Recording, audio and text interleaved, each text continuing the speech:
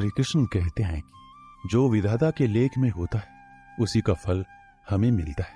विधि के विधान को स्वयं ईश्वर भी नहीं टाल सकते। जिस व्यक्ति के पास आपके लिए मान, सम्मान और कदर ना हो, उनके साथ रहना व्यर्थ है। वो सदैव आपके लिए शत्रुता का भाव रखते हैं। ऐसे व्यक्तियों के साथ रहने से उत्तम है आप अकेले रहिए। इस जीवन में अधिक सीधा होना, सरल होना भी अनुचित है। जो सरल और सीधे स्वभाव का होता है, लोग उसका अनायासी फायदा उठाते रहते हैं। अच्छी किस्मत के लोग थोड़ा सा दुख पाने पर भगवान को कोसते हैं, पर बुरी किस्मत के लोग थोड़ा भी अच्छा होने पर भगवान का स्मरण और धन्यवाद करते हैं। प्रभु अपने भक्तों की सदैव परीक्षा लेते रहते हैं। इस परीक्षा में भक्तों को अनेकों कष्टों का सामना करना पड़ता है। सामान्य लोग इसे अपना दुख मानकर पीछा छोड़ाते हैं, वहीं साधक तथा प्रेमी प्रभु की इच्छा समझकर उसका सामना करते हैं। जो लोग कहते हैं अपनों के आगे झुकने में कोई बुराई नहीं, उन्हें यह भी मालूम होना चाहिए कि जो सच में अपने होते हैं वो कभी झुकने ही नहीं देते। दिव्यता केवल शक्तिशाली होने में नहीं, बल्कि वास्तविक दिव्यता दूसरों में शक्ति जागृत करने में है। जब लोग आपकी बुराई करे तो परेशान ना हो, क्योंकि वो लोग आपको महत्व देने का कोई और तरीका नहीं जानते। सबसे ऐसा व्यवहार करें कि कोई आपके बारे में बुरा भी कहे तो कोई उस पर विश्वास ना करे। हम ना बोले फिर भी वो सुन लेता है, इसलिए उसका नाम परमात्मा है। वह ना बोले फिर भी हमें सुनाई दे दे, उसी का नाम श्रद्धा है। अगर व्यक्ति शिक्षा से पहले संस्कार, व्यापार से पहले व्यवहार और भगवान से पहले माता पिता को पहचान ले तो जिंदगी में कोई भी कठिनाई नहीं आएगी। स्वार्थ संसार का एक ऐसा कुआं है जिसमें गिरकर निकल पाना बड़ा कठिन होता है। जिसको भगवान की कृपा पर भरोसा है और उनके न्याय पर विश्वास है, उसे संसार की कोई भी स्थिति विचलित नहीं कर सकती। जिंदगी में सब कुछ खत्म होने जैसा कुछ भी नहीं होता।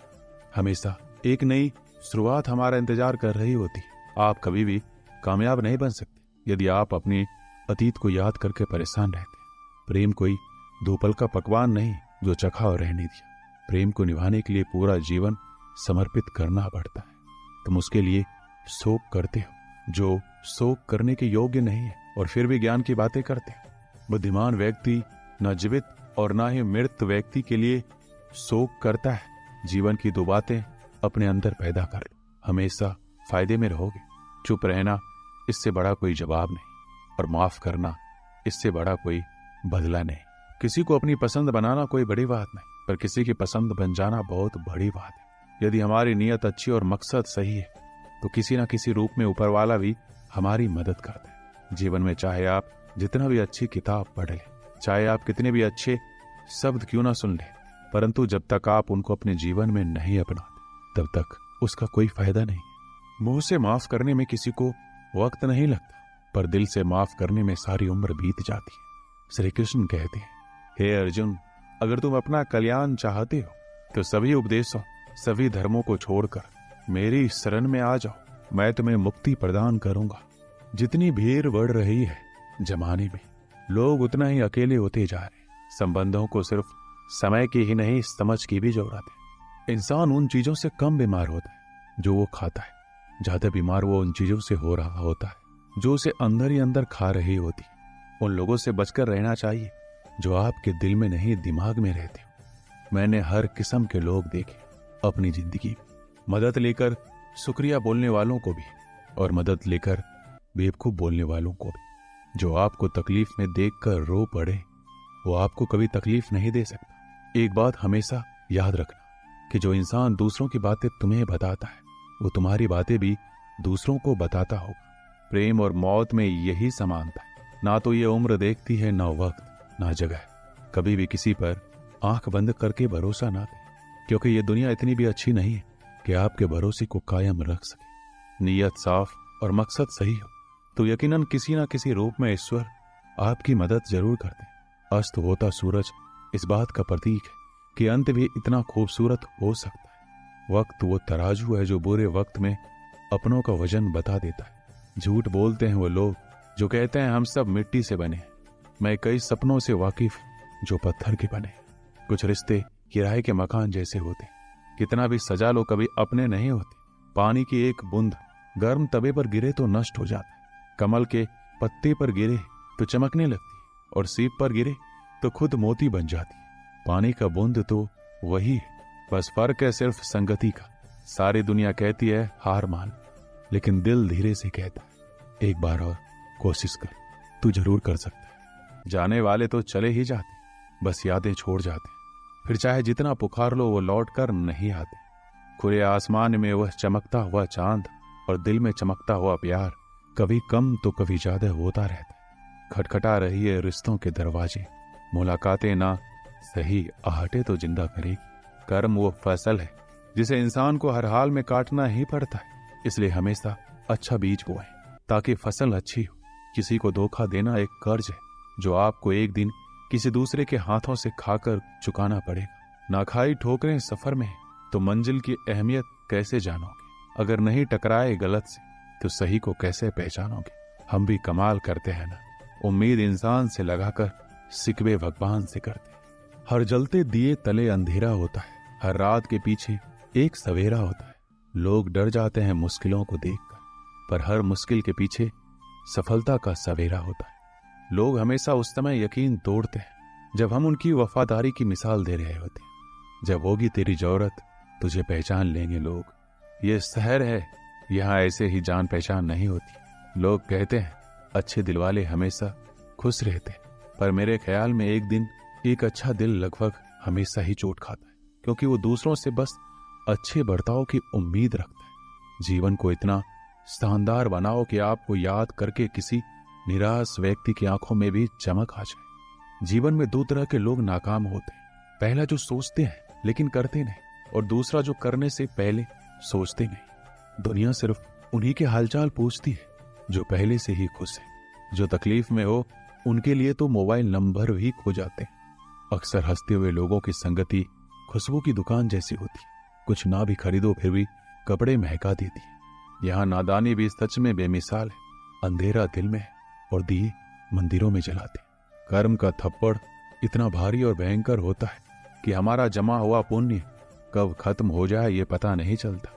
पुण्य खत्म होने पर समर्थ राजा को भी भीख मांगनी पड़ती है, इसलिए कभी किसी के साथ छल कपट करके किसी की आत्मा को दुखी ना करें। वक्त, दोस्त और रिश्ते ये वो चीजें हैं जो हमें मुफ्त मिलती है, मगर इनके बेशकीमती होने का एहसास तब होता है जब ये कहीं खो जाती।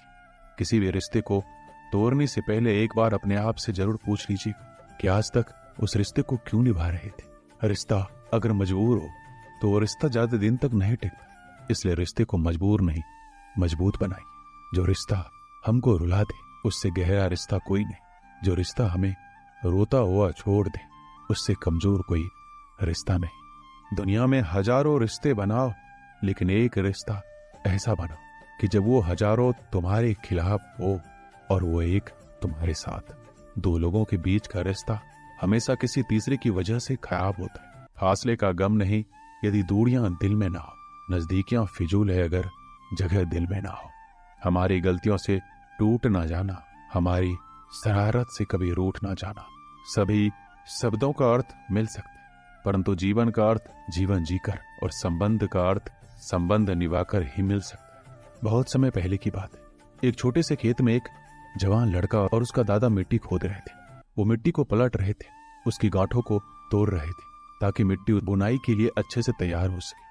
उस काम में काफी कड़ी मेहनत थी, लेकिन उनके सभी प्रयास एक अच्छी फसल प्राप्त करने के लिए आवश्यक थे।